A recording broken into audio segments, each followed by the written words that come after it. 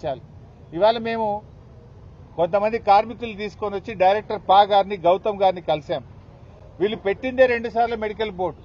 ఆ మెడికల్ బోర్డులో కూడా కాళ్ళు లేని వాళ్లను, కళ్ళు లేని వాళ్లను, క్యాన్సర్ వచ్చిన వాళ్లను, గుండెకు బైపాస్ సర్జరీ అయిన వాళ్లను అన్ఫిట్ చేయాల్సింది పోయి నువ్వు మంచిగున్నావు పోయి పని చేయమంటున్నారు. బైపాస్ సర్జరీ అయింది, కడుపు మొత్తం జీరిండ్రు, క్యాన్సర్ రోగం వచ్చింది, ఒక కాలు తీసేసిండ్రు, 2 కళ్ళు కనబడతలేవు.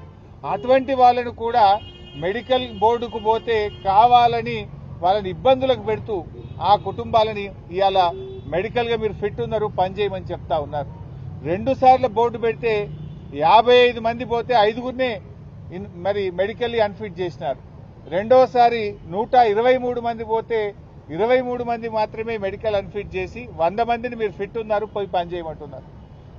అంటే ఒకటి మెడికల్ బోర్డు పెట్టరు, పెట్టినా ఏడాదికి ఒక్కసారి పెడతారు. అక్కడికి వెళితే కూడా వాళ్ళ దరఖాస్తులను మానవతా దృక్పథంతో పరిశీలించాల్సింది పోయి చాలా దుర్మార్గంగా మెడికల్ ఇన్వాలిడేషన్ సర్టిఫికెట్ ను రిజెక్ట్ చేస్తూ మీరు ఇవాళ ఇబ్బందులు పెడతా ఉన్నారు. అందుకే ఆ కార్మికుల్ని తోలుకొని వచ్చినాం. ఇవాళ క్యాన్సర్ వచ్చిన వాళ్ళను, గుండెకు బైపాస్ సర్జరీ అయినటువంటి వాళ్ళను, కాళ్ళు లేని వాళ్ళను, కళ్ళు లేని వాళ్ళను, ఒకవైపు కిడ్నీలు ఫెయిల్ అయిపోయి చేతిలో బ్యాగ్ పట్టుకొని నడుస్తున్నటువంటి వాళ్ళను అసలు మీకు ఎట్లా చేతొచ్చింది, ఎట్లా మనసు వచ్చింది అని నేను రేవంత్ రెడ్డి ప్రభుత్వాన్ని అడుగుతా ఉన్నా. బట్టి విక్రమార్క గారు మీరే కదా మంత్రి, నువ్వు పెద్ద మాటలు కోటలు దుంకుతాయి, నువ్వు మాది ప్రజాప్రభుత్వం అంటావు. ఇది ప్రజాప్రభుత్వమా? ఇది కార్మిక కంట ప్రభుత్వం, కార్మికులను గోసబెట్టే ప్రభుత్వం, ప్రజలను గోసబెట్టే ప్రభుత్వం, మానవత్వం లేని ప్రభుత్వం.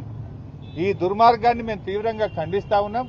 తక్షణమే మెడికల్ బోర్డు పెట్టి మానవతా దృక్పథంతో డిపెండెంట్ ఉద్యోగాలను పునరుద్ధరించాలని చెప్పి మేము ప్రభుత్వాన్ని డిమాండ్ చేస్తున్నాం.